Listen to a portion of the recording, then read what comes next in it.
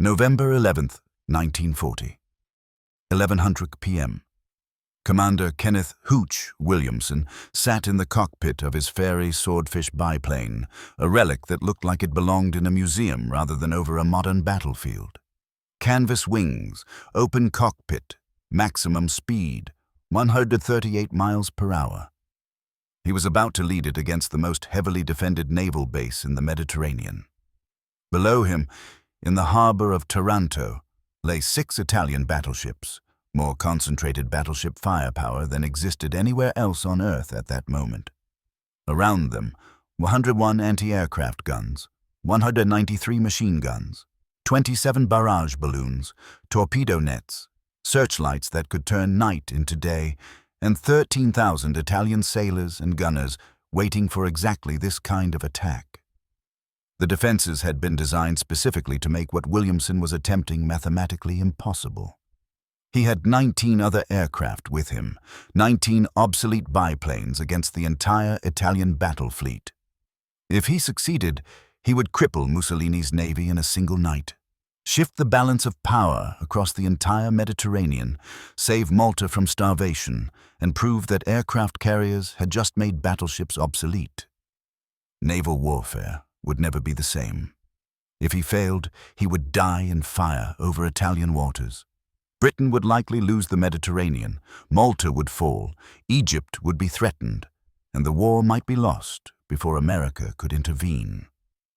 The odds of success, according to every tactical analysis, every military theorist, every rational assessment, impossible.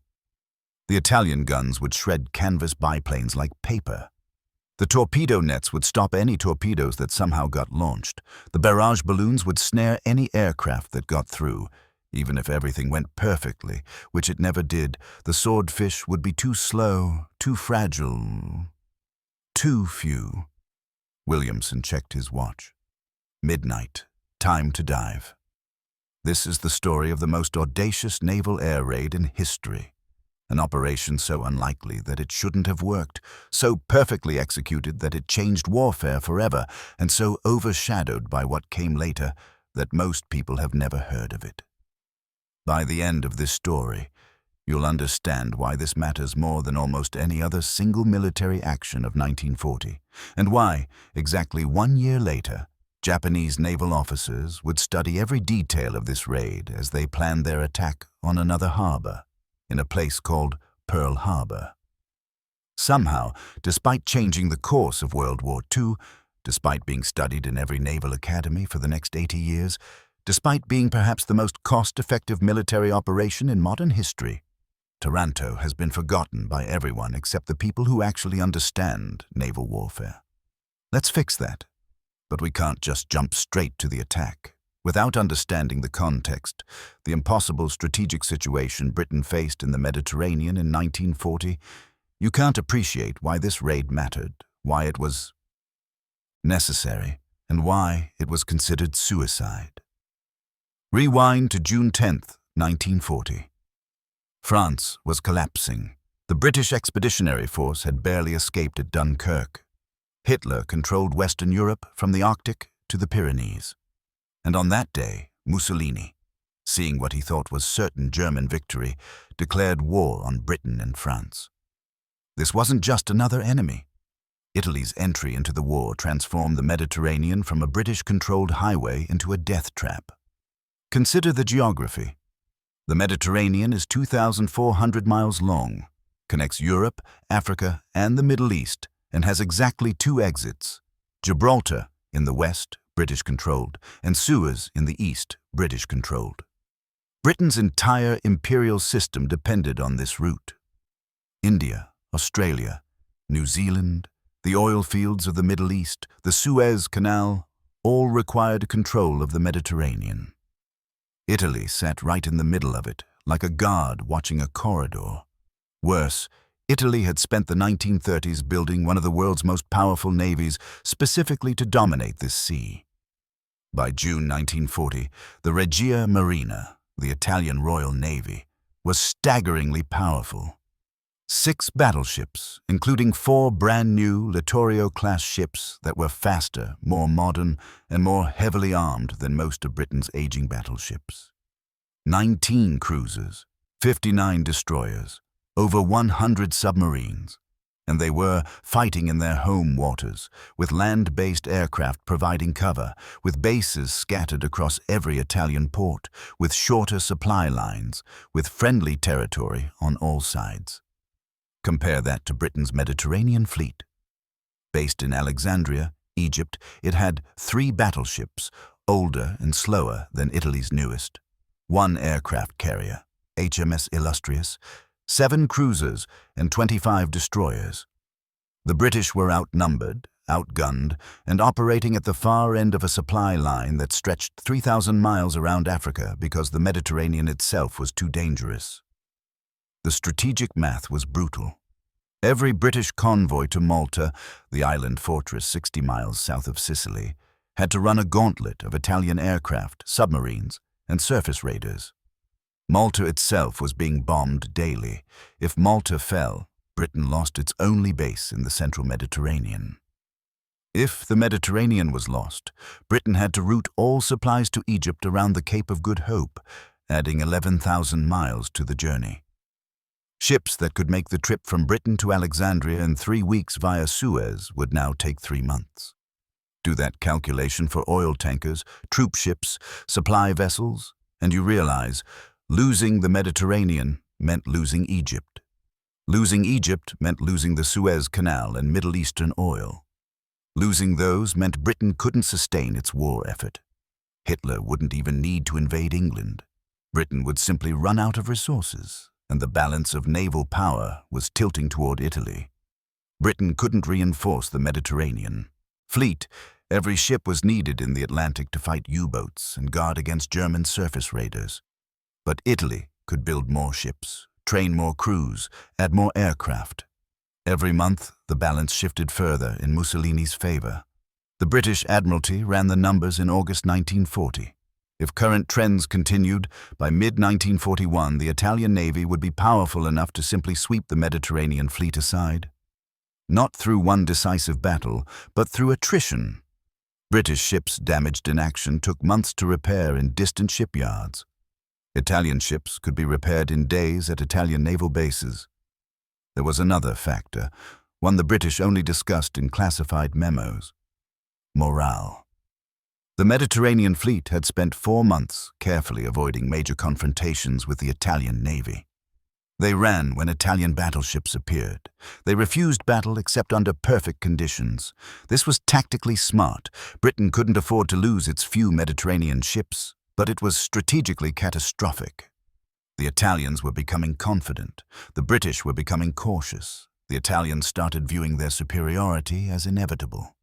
Winston Churchill understood this perfectly. He'd been First Lord of the Admiralty before becoming Prime Minister, and he knew naval warfare intimately.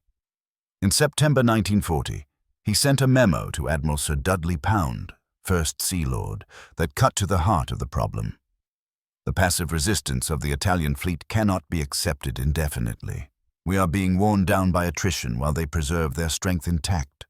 Something must be done to force their hand. But what? The Italian battle fleet wouldn't come out to fight. They didn't need to. They could sit in port, invulnerable to surface attack, protected by coastal defenses, while British ships slowly rusted away, while British sailors slowly died in convoy battles, while Malta slowly starved. Admiral Andrew Cunningham, commander of the Mediterranean Fleet, wrote in his diary on October 3, 1940, "The Italian battleships lie secure in Taranto. We cannot reach them with surface ships. We cannot blockade them effectively. Every day they exist, they dominate our strategic calculations. Their potential influence over our operations is worth more than if they were actually at sea. We are paralyzed by ships we cannot sink." The numbers told the story. In September 1940, Britain had to cancel 3 Malta convoys because Italian battleships were potentially in the area. The ships never actually appeared. They didn't need to. Just the threat of them existing forced Britain to route convoys by longer, more dangerous routes. Two of those convoys lost ships to submarines while taking the longer route. The Italian battleships sank British ships without firing a shot. And Taranto, the great Italian naval base in the heel of Italy's boot, held the strongest concentration of Italian battleships. Protected by geography, by guns, by nets, by balloons, by mathematics. Impregnable. And that's exactly what terrified everyone in the British Admiralty. Because if you couldn't sink those battleships, how could you possibly win in the Mediterranean?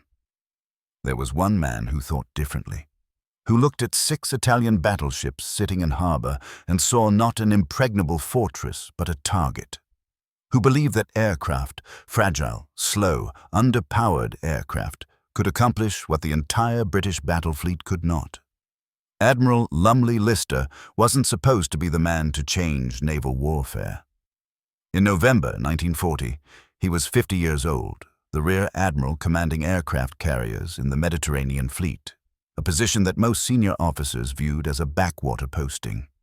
In 1940, aircraft carriers were considered scouts and submarine hunters, not primary strike weapons. The real power was in battleships, cruisers, destroyers, surface combatants that fought with guns. But Lister had started his career in submarines, where he'd learned to think about warfare three-dimensionally. He'd commanded carriers in the late 1930s, when most senior officers still viewed aircraft as novelties. And he'd spent 2 decades arguing a heretical position that aircraft could sink battleships. This wasn't an academic debate. This was career suicide. The Royal Navy's entire organizational structure, procurement system, training pipeline, and strategic doctrine revolved around battleship supremacy. Suggesting that aircraft could sink battleships meant suggesting that the Navy's most expensive assets, each battleship cost as much as 3 aircraft carriers, were obsolete. Officers who pushed this view too hard found themselves in dead-end positions. Lister had learned to be careful. He didn't write inflammatory memos. He didn't publicly challenge battleship advocates. He just quietly studied the problem. How do you sink a battleship with an aircraft? The technical challenges were staggering. Battleships were designed to survive. Their armor was up to 16 inches thick, proof against any shell from any gun in existence. Their compartmentalization meant you could blow holes in them and they'd stay afloat. Their anti-aircraft defenses were designed specifically to destroy aircraft. Getting close enough to drop a torpedo or bomb meant flying through a wall of exploding steel. But Lister had noticed something in exercises during the 1930s. Battleships in harbor were vulnerable in ways battleships at sea were not. At sea, a battleship could maneuver, could point its thickest armor toward threats, could generate speed to dodge torpedoes. In harbor, it sat still, a stationary target. There was a moment in 1938 that crystallized Lister's thinking. During a training exercise in Malta, he'd watched torpedo bombers attack targets in the harbor. The results were hypothetically devastating if the torpedoes had been real, but the admirals watching the exercise dismissed it.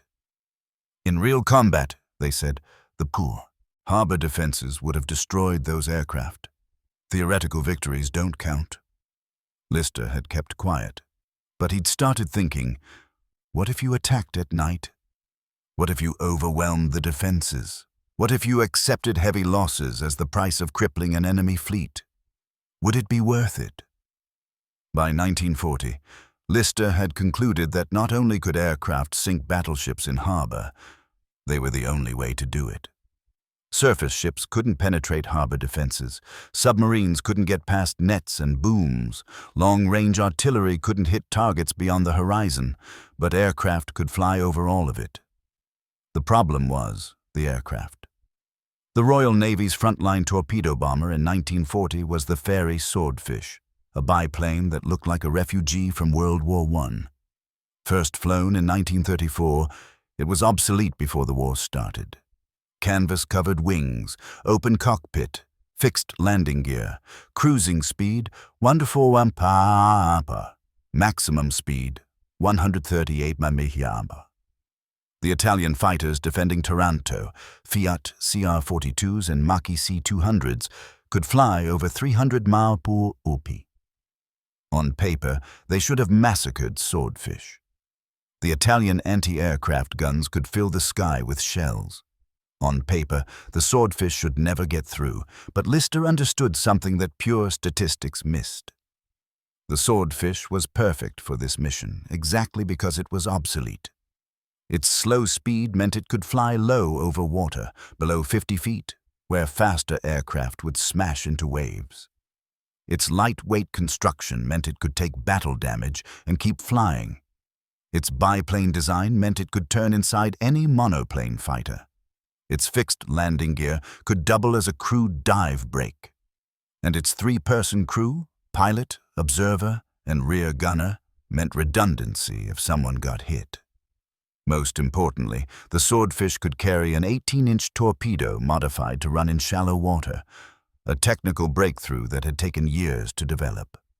Standard torpedoes dropped from aircraft dove to 8,100 feet before leveling off. Taranto harbor was only 40 feet deep in places. Standard torpedoes would smash into the harbor bottom. But British engineers had developed a modified version that used breakaway wooden fins to stabilize the torpedo during its drop, allowing it to level off at just 30 feet.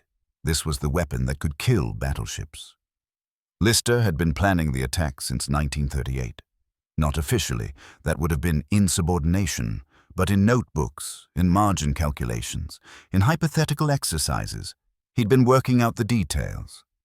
The approach route, the attack formations, the timing, the diversions, the contingencies. When Italy entered the war in June 1940, Lister was ready. He submitted a formal proposal to Admiral Cunningham on July 1, 1940. It was labeled Operation Judgment, an attack by carrier-based aircraft on Italian battleships in Taranto harbor. Cunningham's initial reaction was skeptical. Not hostile, he respected Lister, but deeply worried. "You're proposing to send our aircraft into the most heavily defended harbor in the Mediterranean. What are the expected losses?" Lister's estimate was brutal. 50% casualties. Half the aircraft wouldn't come back. But he argued that even with those losses, the operation would be worth it. "If we sink 3 battleships, we've changed the balance of power in the Mediterranean. We've broken Italy's naval dominance, we've saved Malta, and we've done it with aircraft, expendable aircraft, rather than risking battleships we cannot replace." The mathematics were cold, but compelling. 20 aircraft and 40 aircrew versus 3 Italian battleships and 3,000 Italian sailors. If the ratio was even close to that, Britain won the exchange. But Cunningham had another concern. Failure. If this attack fails, if we lose aircraft and sink nothing, we've wasted resources we cannot afford to waste. Worse, we've proven to the Italians that they're safe in harbor.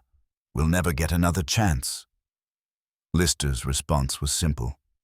"Then we make sure it doesn't fail." Making sure it didn't fail meant overcoming obstacles that seemed to stack higher the more you examined them. Start with intelligence. To attack Taranto, you needed to know exactly where every battleship was moored, exactly what defenses protected them, exactly what obstacles existed in the harbor. This information changed daily. The Italians moved ships, they added guns, they repositioned barrage balloons. Yesterday's reconnaissance might be obsolete by tonight.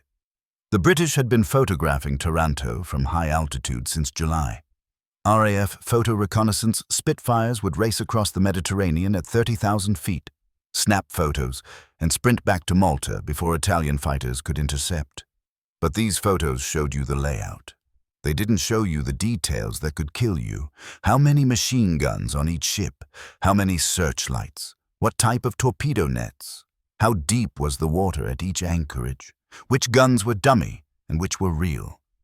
The British needed someone to go look, not from 30,000 feet, but from close range. This is where the story gets quietly remarkable. In September 1940, a Royal Navy officer named Charles Wellham fluent in Italian, carrying forged papers identifying him as a merchant sailor, spent 2 weeks in Taranto. He walked the waterfront. He drank in bars near the naval base. He talked to Italian sailors, prostitutes, dock workers, anyone who might casually mention something useful. He counted guns. He sketched harbor layouts on napkins. He memorized details. Wellham later wrote, "I was more terrified during those 2 weeks than during any combat action I experienced. In combat, you at least have the illusion of control." Walking through Taranto, knowing that discovery meant execution, there was no control, just terror and compartmentalization. He made it out. His intelligence, combined with photo reconnaissance and reports from Italian anti-fascists who leaked information to Britain, gave Lister the details he needed. The second obstacle was technical, the shallow water. Taranto's harbor was 40 feet deep at the anchorages where battleships moored. Standard aerial torpedoes needed 8,100 feet. This wasn't a minor engineering problem. This was physics. A 2,000-pound torpedo dropped from 150 feet hit the water at 80 by 90 put up. The impact drove it down before its engines could level it off. British engineers at the Royal Naval Torpedo Factory in Alexandria worked for months on the solution. They developed breakaway wooden fins that attached to the torpedo. These fins increased surface area during the drop, slowing the torpedo's descent into the water and preventing it from diving too deep. Once in the water, the fins broke away and the torpedo ran normally. The problem: this had never been tested in combat. The system worked in calm water in controlled tests. Would it work in real conditions, dropped by aircraft that had just been shot at, possibly damaged, flown by pilots whose hands were shaking with adrenaline? Unknown. Third obstacle: the defenses themselves. Taranto's defenses had been designed by people who understood modern naval warfare. They'd studied British carrier operations. They'd analyzed attack profiles. They'd positioned their defenses to create overlapping fields of fire, to ensure that any attacking aircraft would have to fly through multiple layers of anti-aircraft fire. The numbers were staggering. Around the battleship, anchorages. 101 heavy anti-aircraft guns, 90 mm and 102.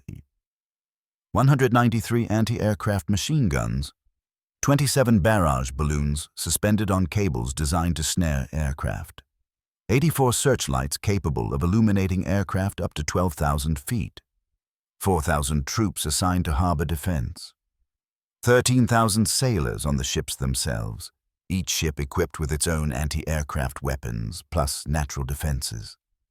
The harbor was partially enclosed by land, meaning aircraft would have to approach over land, where more guns waited, or over water, where searchlights could spot them against the horizon. The approaches were narrow. There were few entry points. The Italians had positioned their defenses to cover every logical attack route, and the torpedo nets. Each battleship was supposed to be surrounded by anti-torpedo nets hanging from booms, steel mesh suspended vertically in the water to catch torpedoes before they reached the ship's hull. The British knew about these nets from reconnaissance. What they didn't know: were the nets complete? Some photos suggested gaps. Other photos suggested the nets extended only partially around some ships. This uncertainty was maddening. If the nets were complete, torpedoes would be useless. If they were incomplete, torpedoes might work, but you wouldn't know until you were there, at night, being shot at, trying to line up an attack run while flying at 20 feet over the water. Fourth obstacle: navigation.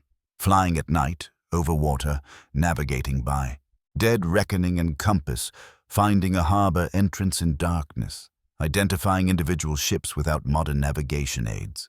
This was monstrously difficult. One navigation error, and you'd miss the harbor entirely. Miss the harbor, and you've flown into the most heavily defended airspace in Italy for nothing.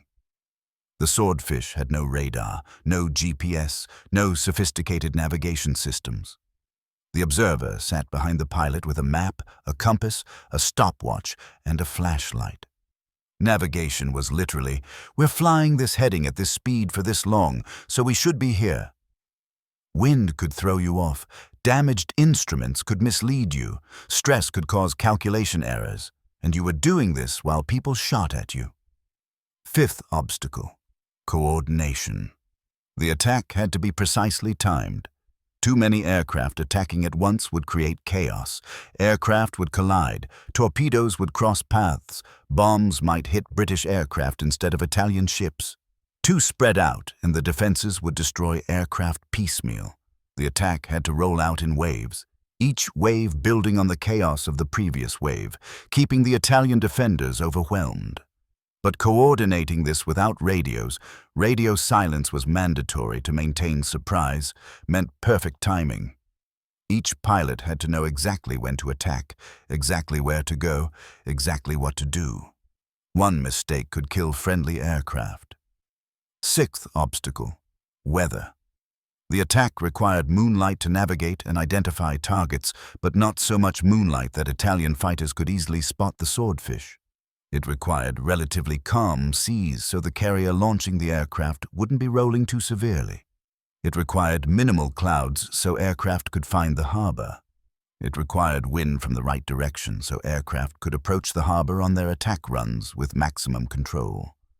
November 11th, 1940, was chosen because the moon would be in the right phase, enough light to navigate, not so much that they'd be silhouetted. But weather in the Mediterranean in November was unpredictable. A storm could scrub the entire operation.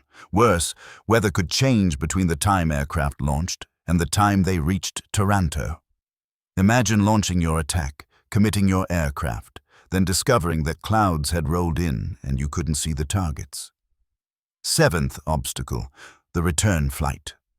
Even if everything went perfectly, even if they crippled the Italian fleet, the aircraft still had to fly back to HMS Illustrious. At night, after having burned fuel over Taranto, possibly damaged, possibly with wounded crew, possibly being pursued by Italian fighters, and they had to find Illustrious, a single ship in the dark Mediterranean, land on a pitching deck, in darkness, possibly injured. Carrier landings in daylight with perfect aircraft were dangerous. Carrier landings at night in damaged aircraft were survival challenges.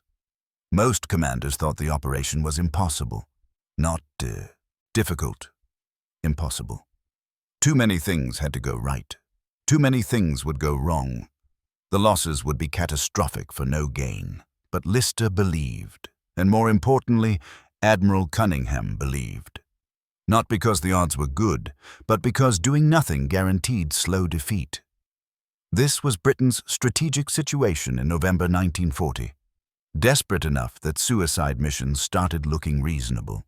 Cunningham approved Operation Judgment on October the 21st, 1940. He gave Lister authorization to proceed, he allocated resources, he assigned aircraft, and he sent a message to Lister that was both encouraging and chilling. The success of this operation may determine our ability to continue Mediterranean operations. Failure would be unfortunate. You have my full confidence. Make this count. He was risking his reputation, his career, everything. So were all the air crews who would fly this mission. This was an enormous gamble with the balance of the war riding on it. On November 6th, 1940, HMS Illustrious departed Alexandria with her escort ships. Officially, this was a routine patrol. Actually, this was the strike force heading to launch position. Illustrious carried 24 Swordfish torpedo bombers. The plan called for using 21 in 2 strike waves, the largest carrier strike the Royal Navy had ever attempted. 3 aircraft would remain on the carrier for emergencies and anti-submarine patrol. The aircrew had been training for months, though they didn't know their target until October 25th, when Lister briefed them. He'd assembled them in Illustrious's ready room and laid out the plan. The reactions ranged from stunned silence to grim laughter to questions about operational details. Nobody said what everyone thought, that half of them wouldn't come back. Lieutenant Charles Lamb, one of the Swordfish pilots, wrote in his diary, "When the Admiral finished briefing us, There was a long silence. Finally, someone asked, "What are the expected losses, sir?" Lister didn't sugarcoat it. 50%, but if we succeed, we'll have changed the war. Another silence. Then someone said, "Well, I hope I'm in the lucky half." Everyone laughed. We didn't have another choice, either laugh or acknowledge how terrified we were. The aircrew were a mix of veterans and newcomers. The veterans had flown combat missions over Norway and in the Mediterranean. The newcomers had extensive training but no combat experience. All of them were volunteers. Nobody was ordered to fly this mission. Everyone could have declined. Nobody did. The journey to launch position took 5 days. Illustrious and her escort sailed northwest from Alexandria, then turned west toward Taranto. They had to avoid Italian reconnaissance aircraft, had to maintain radio silence, had to hope Italian intelligence didn't realize what was coming. On November 10th, disaster almost struck. One of Illustrious's petrol systems developed a leak. Fumes filled the hangar deck where the swordfish was stored. One spark would have turned the carrier into a floating bomb. Damage control teams worked frantically, found the leak, sealed it, ventilated the hangar. Crisis averted, but it was a reminder of how fragile this operation was. That same day, 3 swordfish were damaged in a hangar accident when one aircraft's landing gear collapsed. Maintenance crews worked through the night, but could only save 2 of them. The strike force was now down to 21 aircraft, barely enough for 2 waves. Then, on the morning of November 11th, another swordfish developed engine trouble. 20 aircraft remained, the absolute minimum for the operation. Lister had to make a decision. Proceed with 20 aircraft, fewer than planned, barely adequate, or abort and try again later. Abort meant giving Italian intelligence more time to detect British intentions. Abort meant weather might change. Abort meant losing the perfect moon phase. Abort meant another month of Italian battleships dominating the Mediterranean. Lister decided, proceed. November 11th. The irony wasn't lost on anyone. 22 years earlier to the day, World War I had ended. Armistice Day. Now they were launching the attack that might determine World War II. The launch position was 170 miles southeast of Taranto, close enough that aircraft could reach the target, far enough that Illustrious might avoid Italian counterattacks. The carrier reached position at 6:00 p.m. The first strike wave would launch at 8:30 p.m. The afternoon dragged with agonizing slowness. Aircrew prepared their aircraft, checked and rechecked systems, loaded torpedoes and bombs. They wrote last letters home. Nobody mentioned that detail in the official reports, but multiple aircrew later admitted they'd done it. You wrote the letter, sealed it, gave it to a friend. Mail this if I don't come back. At 7:00 p.m., the aircrew assembled for final briefing. Lister reviewed the plan one more time. First wave, 12 aircraft, 6 torpedo bombers, 4 bomb carriers, 2 flare droppers to illuminate the harbor. They would approach from the northwest, hit the outer anchorage where 3 battleships were moored, create maximum chaos. Second wave, 8 aircraft, 5 torpedo bombers, 2 bomb carriers, 1 flare dropper. They would follow 30 minutes behind the first wave, hit the inner anchorage where 3 more battleships were moored, exploit the confusion from the first wave. Detailed timing, precise navigation waypoints, fallback plans if things went wrong, recognition signals so they didn't attack each other, radio frequencies for emergencies, though using radio meant giving away your position. Lister finished. Gentlemen, you know what's at stake. You know the odds. But you also know what British sailors can accomplish when pressed. You'll be operating in the finest traditions of the Royal Navy. I have complete confidence in you. Good luck and good hunting. At 8:00 p.m., aircrew walked to their aircraft. Engine mechanics had already started the engines to warm them. The sound of 20 swordfish engines filled Illustrious's flight deck. A thunderous, rattling roar that vibrated through the ship. One last equipment check. Pilots tested controls, observers verified navigation equipment, rear gunners loaded ammunition, last-minute adjustments. A thumbs up to the flight deck officer. 8:30 p.m.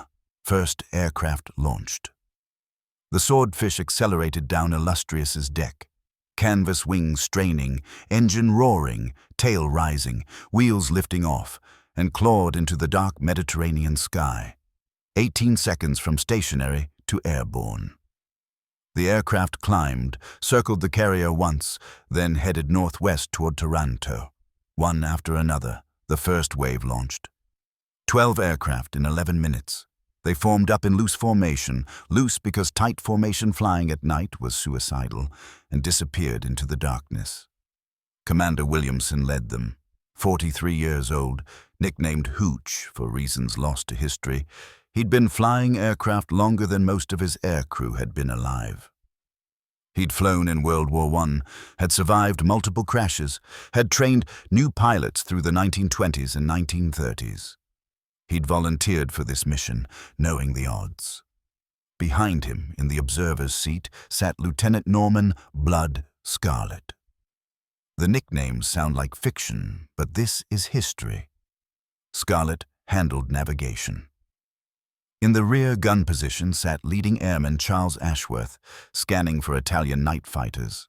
They flew low, 200 feet over the water, to avoid Italian radar. The Swordfish's maximum cruising speed was 104 mph. They had 170 miles to cover. That meant roughly 90 minutes of flying over open water, at night with minimal instruments, maintaining formation by watching the dim blue lights on other aircraft. The noise in an open cockpit was overwhelming. Wind screamed past at 100 mph. The engine roared, the airframe rattled and vibrated. Conversation was impossible. Even thinking was difficult. You flew by instinct and training, constantly scanning instruments, constantly adjusting trim, constantly watching for other aircraft. At 9:15 p.m., Williamson's formation crossed the Italian coast northwest of Taranto. Below them, darkened Italian countryside. Ahead, searchlights visible on the horizon marking Taranto harbor. Scarlett, navigating by stopwatch and compass, tapped Williamson's shoulder and pointed. On course. On time. The formation separated. The flare droppers climbed to 8,000 feet. The torpedo bombers descended to 150 feet. The bomb carriers climbed to 6,000 feet. Each group headed to its assigned position. At 10:50 p.m., the second wave launched from Illustrious. 8 aircraft led by Lieutenant Commander John Hale. They would hit Taranto 30 minutes after the first wave. At 10:58 p.m., the first flare dropper reached Taranto harbor. At 11:00 p.m., Williamson's Swordfish crossed the harbor breakwater, dropped to 30 feet above the water, and began his attack run. The time had come. The flare burst over Taranto harbor at 11:00 p.m. exactly, transforming night into surreal daylight. Magnesium burned white-hot at 8,000 feet, suspended under parachute, turning the harbor into a stage set. Every ship, every gun, positions, every structure stood out in sharp relief, and every Italian gunner suddenly knew they were under attack. The response was instantaneous. Searchlights snapped on, dozens of them, sweeping the sky like probing fingers.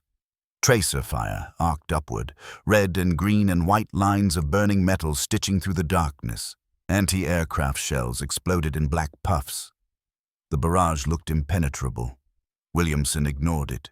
He had eyes only for his target, the battleship Comte de Cavour, 23,622 tons, 10 12.6-inch guns, moored in the outer harbor.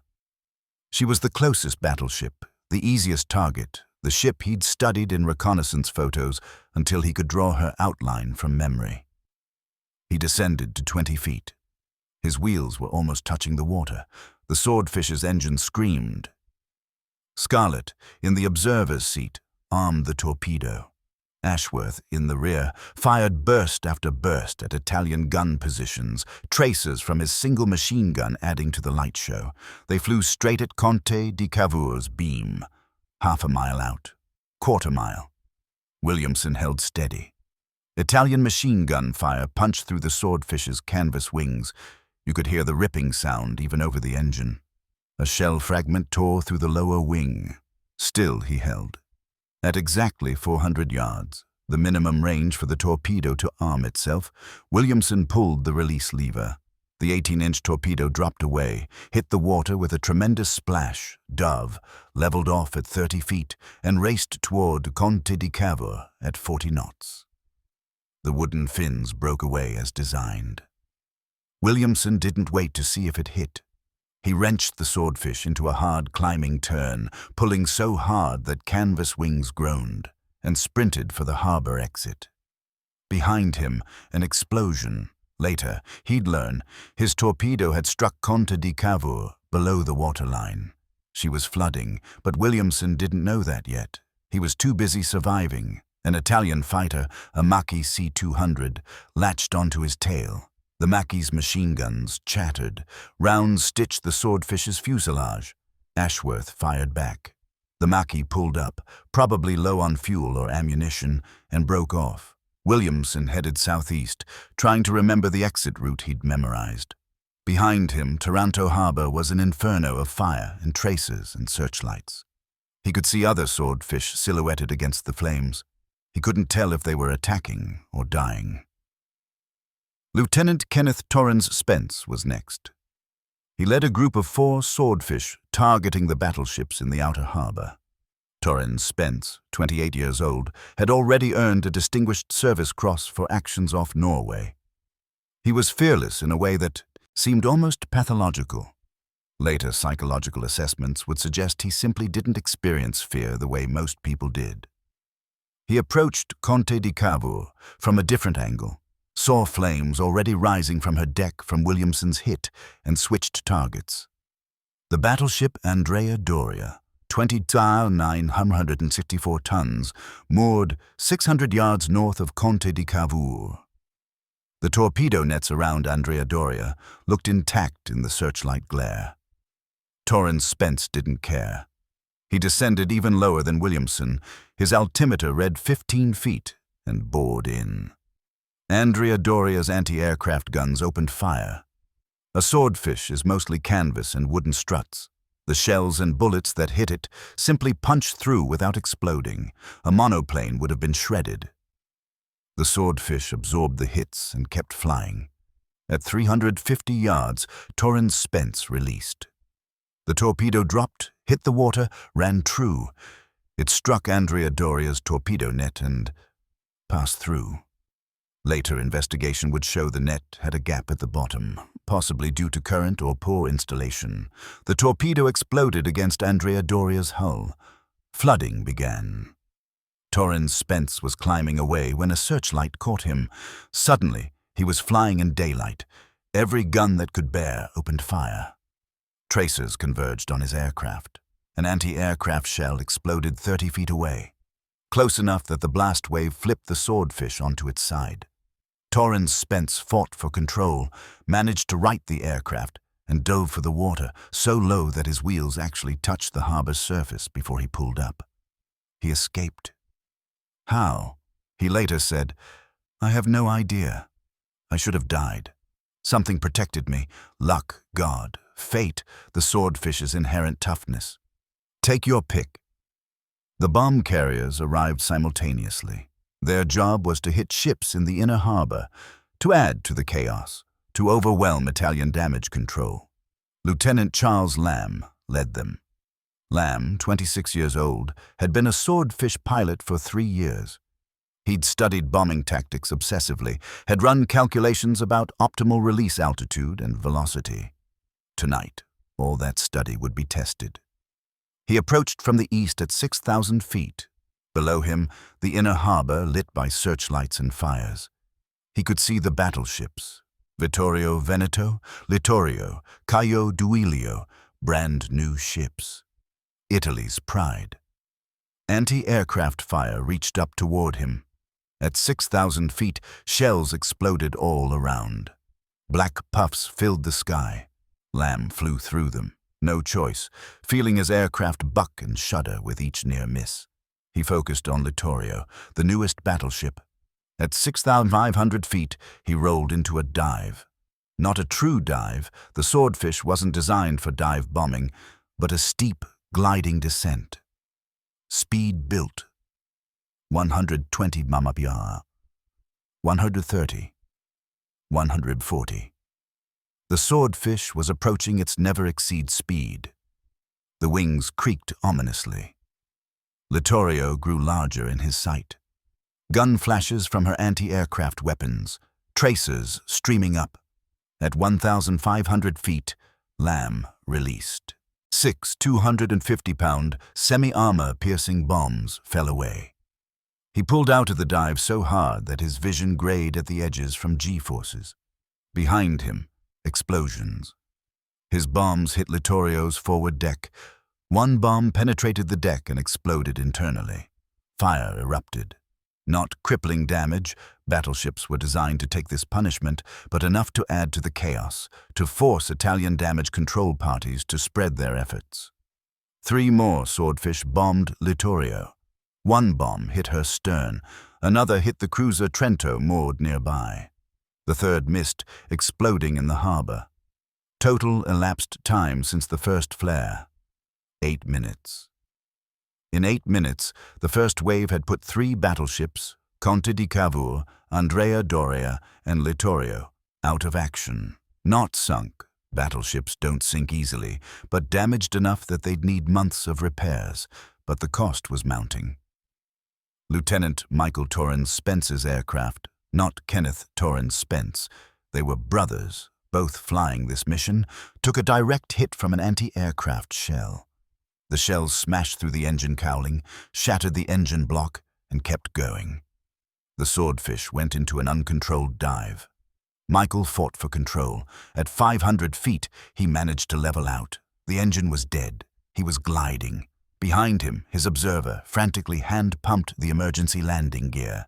They had one chance: ditch in the harbor and hope to be picked up. At 100 feet, Michael leveled the aircraft perfectly, stalled just above the water, and pancaked in. The Swordfish broke apart on impact. All 3 crewmen survived, struggled out of the wreckage, and were pulled from the water by Italian boats. They'd spend the rest of the war as prisoners. The first wave completed its attacks and fled southeast. Behind them, Taranto harbor burning, battleships flooding, Italian defenders firing at shadows and ghosts, chaos spreading. But the attack wasn't over. The second wave was arriving. Lieutenant Commander John Hale led the second wave across the Italian coast at 11:25 p.m. Below him, Taranto harbor glowed like a bonfire, visible from 20 miles away. Fires from the first wave attacks, searchlights still sweeping, tracers still arcing skyward.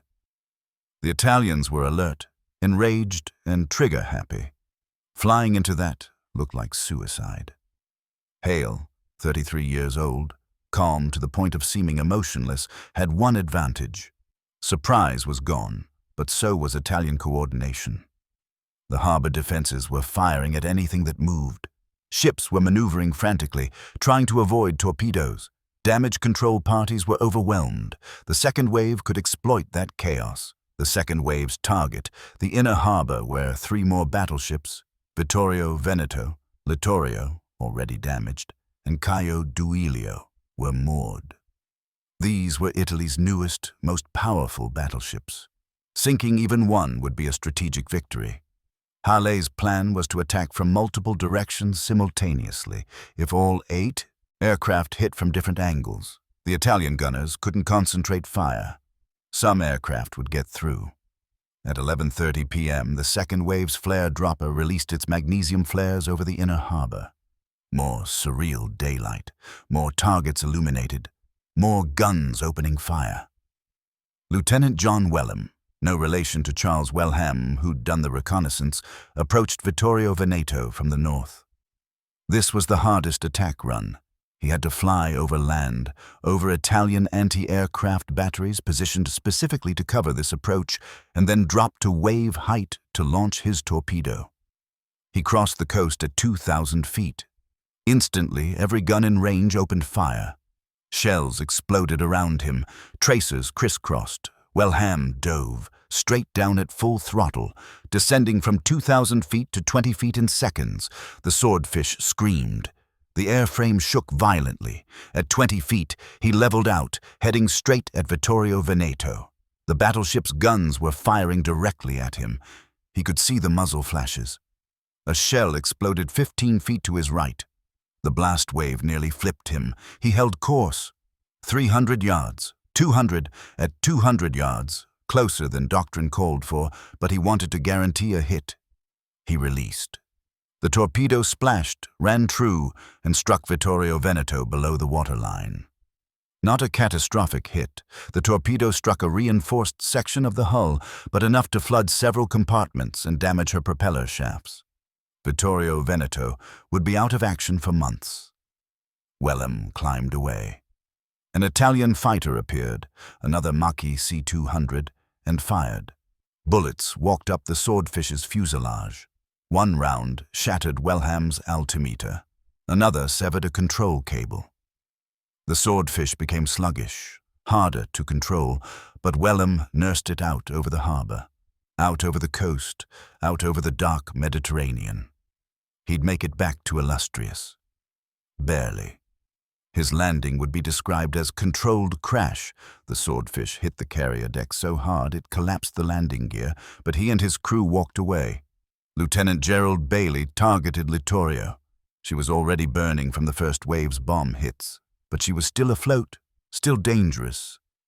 Bailey approached from the southeast, a longer run, but with fewer gun positions covering it. The approach took forever. Flying at 100 mph, what a target 1 mile away feels eternal when people are shooting at you. Bailey could see every detail. The battleship's superstructure silhouetted against fires, smoke billowing from her deck, Italian sailors running across her decks, anti-aircraft guns tracking him. He dropped to 15 feet. His observer armed the torpedo. At 400 yards, release. The torpedo dropped, hit the water with perfect positioning, and raced toward Littorio. It struck amidships. The explosion was visible from Illustrious 170 miles away, a flash on the horizon. Littorio lurched. Water poured into her hull. She began to settle. Bailey later wrote, "I remember thinking, we just hit a ship worth millions of pounds with a weapon that cost thousands. The economics of naval warfare had just changed forever, and I'd witnessed it." Lieutenant Edward Clifford attacked Caio Duilio. She was the oldest battleship in the harbor, commissioned in 1915, modernized in the 1930s, but still formidable. Her anti-aircraft defenses were savage. Clifford approached from the west, using smoke from burning oil to mask his approach. At 500 yards, the smoke cleared and he was suddenly visible. Every gun on Caio Duilio and 2 nearby cruisers opened fire simultaneously. The tracer fire looked like a solid wall of light. Clifford flew through it. Rounds punched through his wings. A shell fragment gashed his leg. His observer took shrapnel in the shoulder. But the swordfish kept flying. Canvas wings held, wooden struts held. The engine kept running. At 300 yards, Clifford released. The torpedo ran true, struck Caio Duilio forward of the bridge, and exploded. Flooding began immediately. Caio Duilio would sink in shallow water, not deep enough to hide her superstructure, but deep enough to take her out of action for a year. The bomb carriers in the second wave targeted oil storage tanks and port facilities. They weren't hunting battleships. Those were the torpedo bombers' prey, but they could cripple Taranto's infrastructure. Lieutenant Frederick Torrens Spence. Yes, a third Torrens Spence brother. Apparently the family had a tradition, led the bombing run. He approached the oil storage tanks at 5,000 feet, rolled into a dive, and released at 2,000 feet. His bombs struck 2 storage tanks. They exploded in pillars of flame that rose hundreds of feet into the night sky. The fires would burn for days. By 11:50 p.m., the second wave had completed its attacks. 8 aircraft turned southeast and headed for Illustrious. Behind them, Taranto harbor was devastation. 3 battleships sinking or sunk, 3 more damaged, oil tanks burning, the harbor littered with wreckage. But not all the aircraft were heading home. Lieutenant Charles Lamb, having bombed Littorio in the first wave, was flying a second sortie. His aircraft had returned to Illustrious, been refueled and rearmed, and launched again.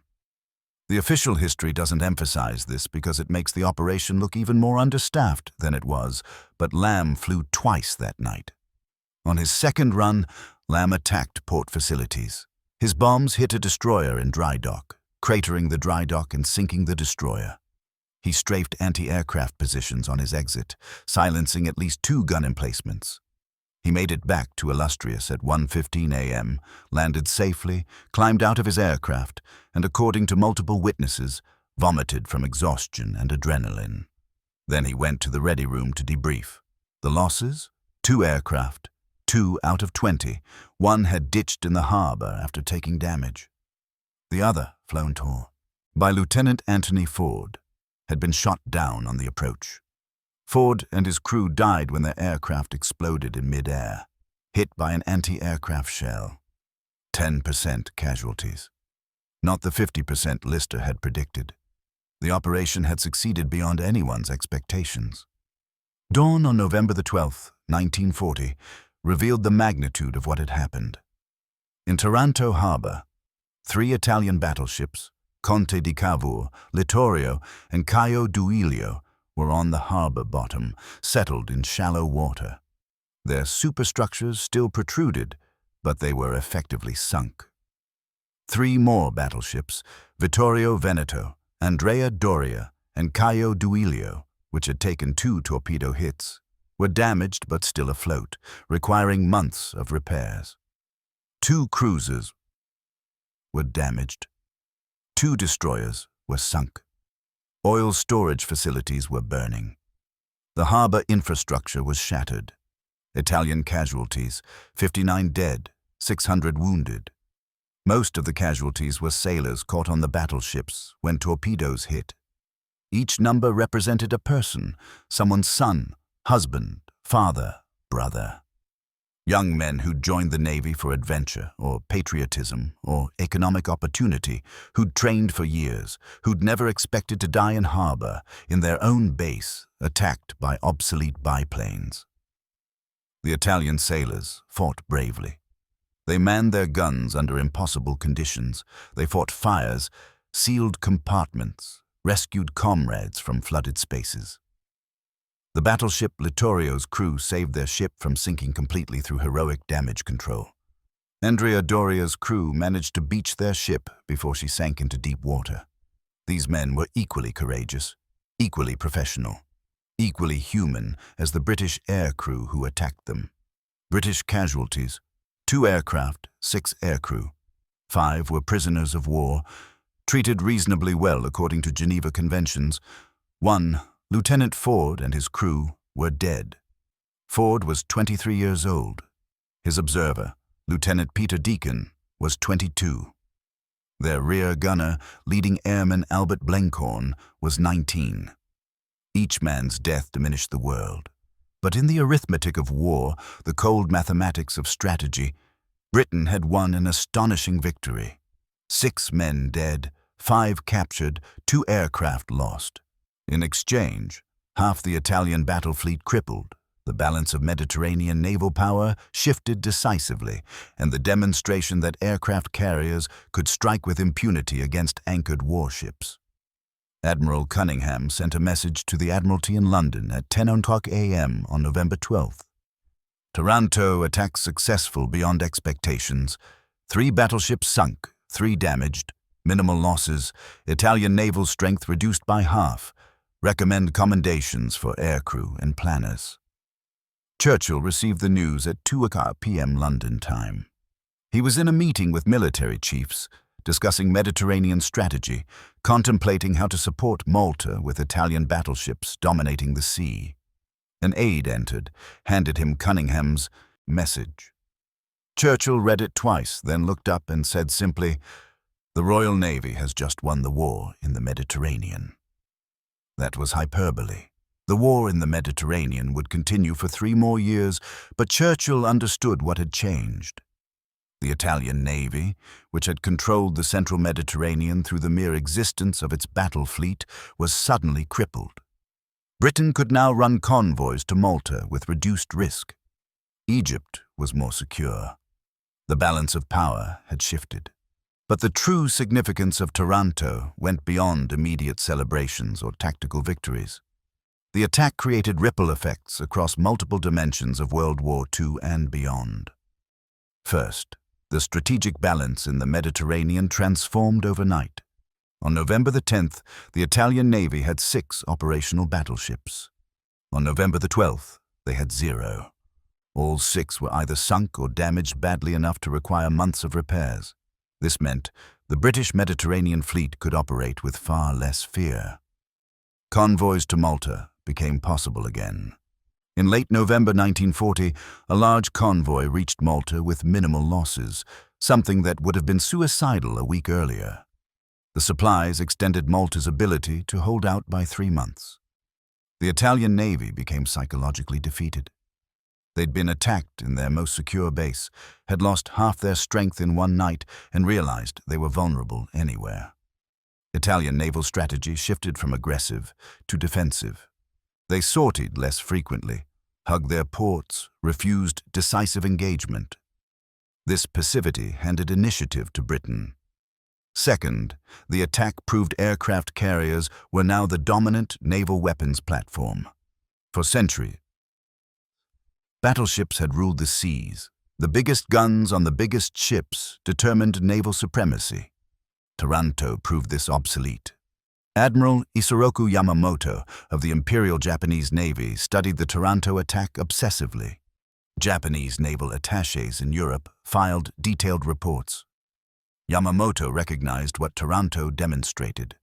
Aircraft carriers could strike at ranges battleships couldn't match, could hit targets battleships couldn't reach, and could do it with tiny forces. On December 7, 1941, exactly 13 months after Taranto, Japanese carrier aircraft attacked Pearl Harbor. The plan was explicitly based on Taranto. The Japanese even studied British torpedo modifications for shallow water, used similar attack profiles, employed similar flare-dropping techniques. Admiral Yamamoto later said, "The attack on Taranto was our textbook. We simply took what the British had proven and executed it on a larger scale." The parallel is striking. At Taranto, 20 aircraft, 6 battleships targeted, 3 sunk. At Pearl Harbor, 353 aircraft, 8 battleships targeted, 4 sunk. The strategy was identical. Use carrier aircraft to attack an enemy battle fleet in harbor. Cripple it before it could sortie. Achieve strategic surprise through audacity. Third, the economic calculus of naval warfare changed forever. Consider the costs. The 20 Swordfish aircraft used at Taranto cost approximately £10,000 each. Total cost, £200,000. The 3 Italian battleships sunk, Conte di Cavour, Littorio, Caio Duilio, had cost Italy approximately £30 million to build and modernize. Even accounting for inflation and comparing currencies, Britain had destroyed assets worth 150 times what they'd risked. This ratio, the cost of the weapon versus the cost of the target, made aircraft carriers staggeringly cost-effective. You could build aircraft carriers, aircraft and aircrew training programs for less than battleships, and those carriers could sink battleships. Navies would spend the next decade reorganizing around this reality. Fourth, Taranto influenced the Battle of Midway. American naval strategists had studied Taranto intensely. When Admiral Chester Nimitz planned the defense of Midway Island in June 1942, he applied lessons from Taranto. Concentrate carrier forces, achieve surprise, strike first at enemy carriers. The American victory at Midway, which turned the tide of the Pacific War, employed strategic thinking pioneered at Taranto. Fifth, the attack demonstrated that concentrated air power could overcome seemingly impregnable defenses. Taranto's defenses were designed by experts who understood modern warfare. They had guns, searchlights, fighters, nets, balloons. On paper, the defenses should have massacred attacking aircraft. But concentration, putting multiple aircraft over the target simultaneously, overwhelmed those defenses. This lesson influenced strategic bombing campaigns for the rest of the war. If you concentrated enough aircraft over a target, even heavily defended targets could be destroyed. The USAF and RAF would apply this lesson over Germany, Japan, and occupied Europe. Sixth, Malta survived. This sounds narrow, but Malta's survival was strategically vital. Malta sat astride Italian supply routes to North Africa. British aircraft and submarines based on Malta sank hundreds of thousands of tons of Italian shipping, starving Rommel's Africa Corps of supplies. If Malta had fallen, which it nearly did in 1942, Rommel might have captured Egypt, the Suez Canal, and Middle Eastern oil. Britain might have lost the Mediterranean entirely. Malta survived largely because Taranto crippled the Italian Navy. Without Italian battleships threatening every convoy, Britain could resupply Malta enough to keep it fighting. Seventh, the attack influenced post-war naval development.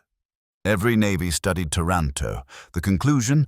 Carriers were now capital ships. Battleships were obsolete. The U.S. Navy accelerated carrier construction. Britain reorganized around carrier task forces. The Soviet Union, which had been building battleships, cancelled those programs and focused on submarines and land-based aviation. By 1945, battleships still existed but were being used as floating, anti-aircraft platforms and shore bombardment vessels. The age of the battleship was over. Taranto had killed it.